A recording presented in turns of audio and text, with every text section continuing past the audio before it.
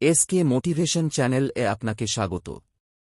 আজকের গল্প ১ টাকার অভাব কিন্তু সাফল্য।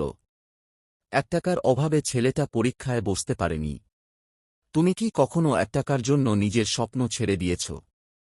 এই গল্প তোমার মতো একজনের, যার কাছে টাকা ছিল না কিন্তু স্বপ্ন ছিল।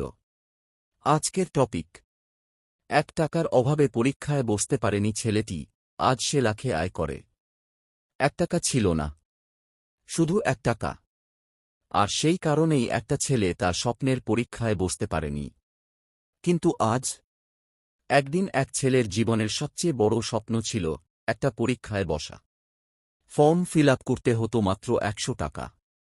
তার হাতে ছিল ৯৯ টাকা। আর কেউ তাকে ১ টাকা ধারও দেয়নি।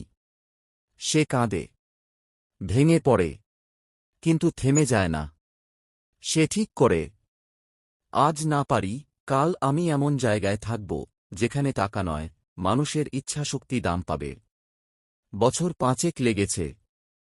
সে আজ নিজে একজন চাকরিদাতা। নিজে প্রতি মাসে লাখে টাকা আয় করে। অভাব তাকে থামায়নি, উল্টো জেদে পরিণত করেছে। তোমার পথেও অভাব আসতে পারে, কিন্তু বিশ্বাস রেখো, তুমি চাইলে তুমিও বদলে দিতে পারো তোমার পুরো জীবন। আমি আবার বলছি, হাল ছেড়ো না, কারণ তুমিও পারবে। এরকম আরও মোটিভেশন গল্প প্রতিদিন পেতে সাবস্ক্রাইব করুন। ধন্যবাদ।